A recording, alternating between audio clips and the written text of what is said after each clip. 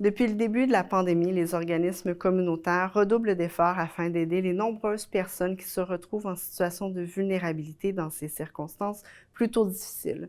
Le territoire de Saint-Laurent compte de nombreux enjeux socio-économiques, plus particulièrement centrés dans certains quartiers, et les organismes communautaires jouent un rôle essentiel au service à la population.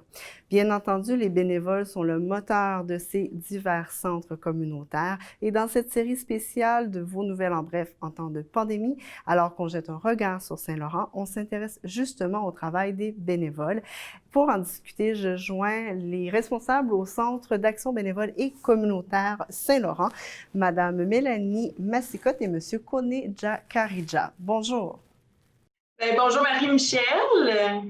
Alors, en commençant, est-ce que vous pourriez nous dire un peu quelle est la mission du Centre ABC?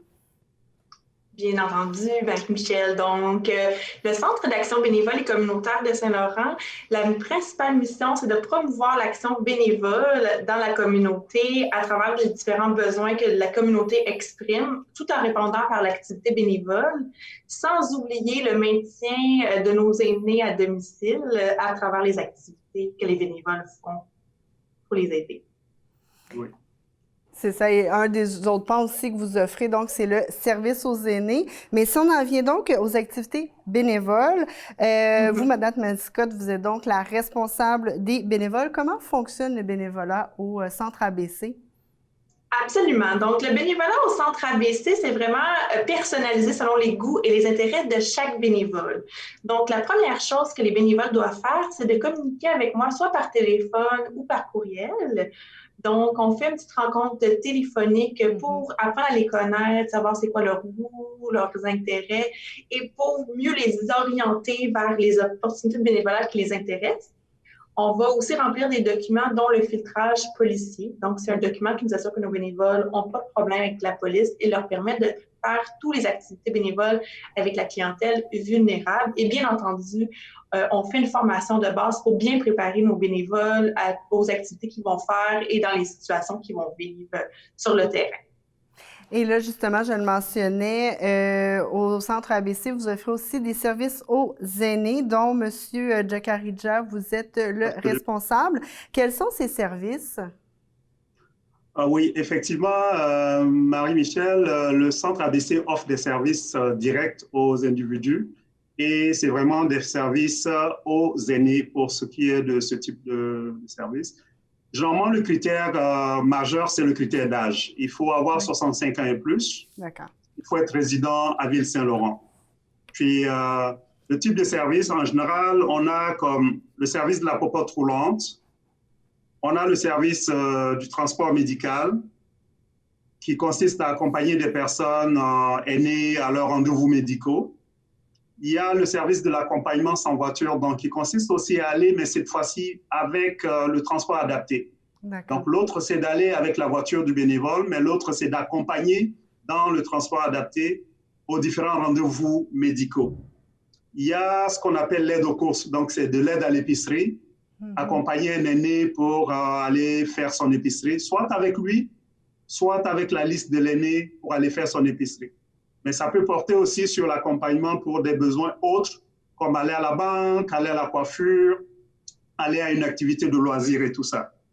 Il y a aussi le téléphone d'amitié. Le téléphone d'amitié qui se combine avec les visites d'amitié aussi. Le téléphone d'amitié, ça va vraiment consister de façon régulière à appeler un aîné, à échanger avec cette personne-là pour voir qu'elle est vraiment dans des conditions sécuritaires et puis vraiment pour rompre l'isolement dans lequel cette personne-là peut se trouver au moins une fois ou deux fois dans la semaine, selon les goûts et les moments préférés par cette personne.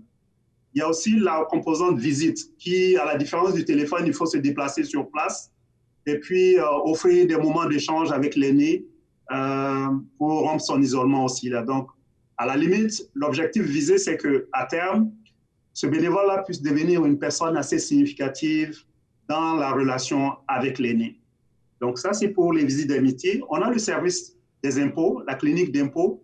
C'est vraiment une période déterminée, comme pour monsieur tout le monde, au mois de mars jusqu'au mois d'avril, mi-avril.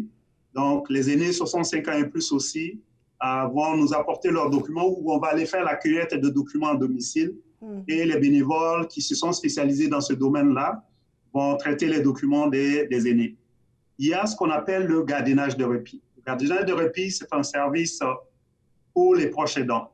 Donc, ça consiste à apporter du répit une fois par semaine, de façon ponctuelle ou de façon régulière, à une personne qui s'occupe de son père ou de sa mère, de sorte à offrir un petit ballon d'oxygène à cette personne, à lui permettre d'aller pour répondre à un autre rendez-vous, d'aller prendre même de l'air, prendre de la marche, juste parce que cette personne, elle s'en occupe du lundi au dimanche et on ne veut pas que ces personnes-là puissent tomber dans le burn-out, vous comprenez? Oui. Donc, c'est l'objectif aussi de ce service de gardiennage de répit.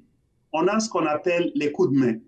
Les coups de main, c'est des tâches assez simples, comme aider une personne âgée à faire ses boîtes avant un déménagement, aider une personne à défaire ses boîtes après un déménagement.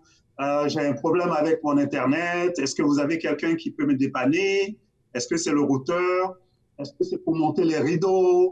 Est-ce que c'est pour faire du rangement à la maison? Vraiment, ça peut porter sur différentes thématiques, sauf que les bénévoles, ils ne vont pas faire le ménage à la maison.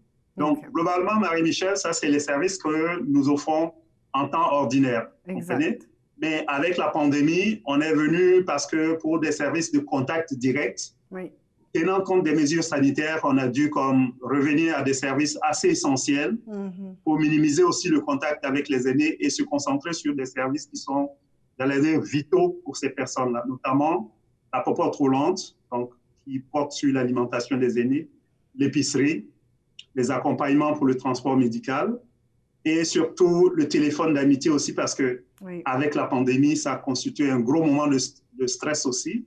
Donc, il fallait comme rester régulièrement en contact avec ces aînés-là et s'assurer qu'ils sont dans de bonnes conditions. Donc, ça, c'est vraiment globalement les services que nous offrons aux aînés et que j'appelle des services directs aux aînés. Et là aussi, là, depuis le début de la pandémie, donc, vous faites affaire avec des organismes partenaires pour leur, pour leur donner des bénévoles là, qui s'inscrivent chez vous. Justement, est-ce qu'il y a eu une augmentation des demandes en bénévolat et quel secteur requiert le plus d'aide en ce moment? Le secteur de nos partenaires qui demandent de plus de bénévoles, Marie-Michel, c'est absolument la banque alimentaire qui est un service vital pour les familles de Saint-Laurent, comme Connie le disait, et bien entendu, les services aux aînés qui a été en grande exponentielle durant les derniers mois. Et il y en a aussi pour les jeunes. Les jeunes aussi peuvent s'impliquer. Qu'en est-il en ce moment? Absolument. Le bénévolat au Centre ABC commence à 12 ans. Et bien sûr que les banques alimentaires, c'est un besoin essentiel, mais il y a d'autres belles opportunités de bénévolat, que ce soit de dessiner des cartes d'anniversaire, comme en ce moment, on est dans le bazar d'hiver pour habiller les familles de Saint-Laurent chaudement. Il va y avoir les paliers de Noël pour donner des denrées alimentaires aux familles laurentiennes. Donc, des événements spéciaux qui peuvent correspondre en groupe, de faire ça avec leurs amis et tout en respectant la distanciation sociale et les mesures sanitaires, bien entendu.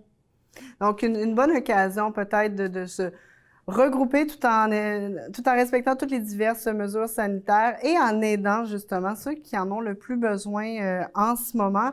Et qu'en est-il aussi, là, j'ai envie de vous demander, vous qui êtes directement en lien, donc en relation avec les gens, avec les aînés plus particulièrement, comment ça se vit la pandémie depuis le début?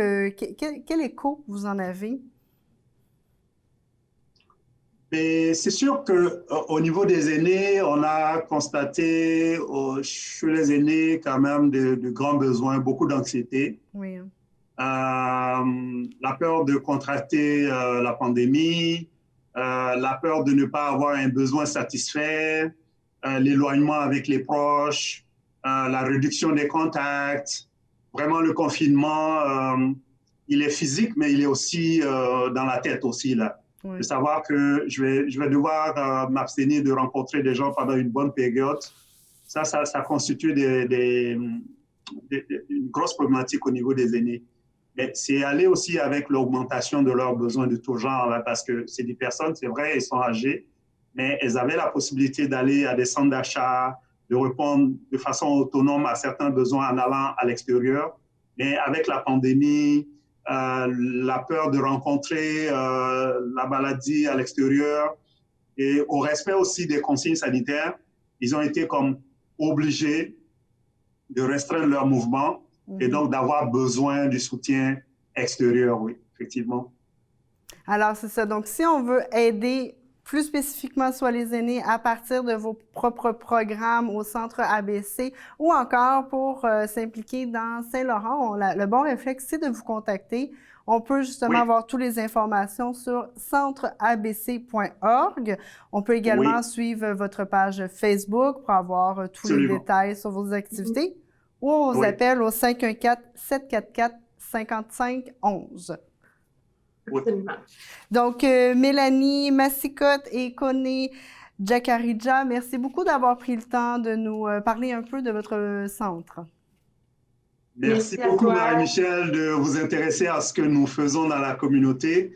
C'est une bonne opportunité aussi pour faire connaître le centre et faire connaître nos besoins et aussi de faire connaître ce que nous faisons, la place que nous occupons aussi au sein de la communauté. Merci beaucoup. Exactement, et merci à votre travail. Merci. Et moi, je vous invite à vous rendre sur tcftv.ca pour voir nos autres épisodes sur Saint-Laurent. On y discute entre autres avec le maire d'arrondissement, M. Alan de Souza, ainsi qu'avec Jocelyn Chouinard du Carré Saint-Laurent. Également, rendez-vous sur notre Facebook, Instagram et Twitter pour voir d'autres épisodes sur d'autres arrondissements montréalais.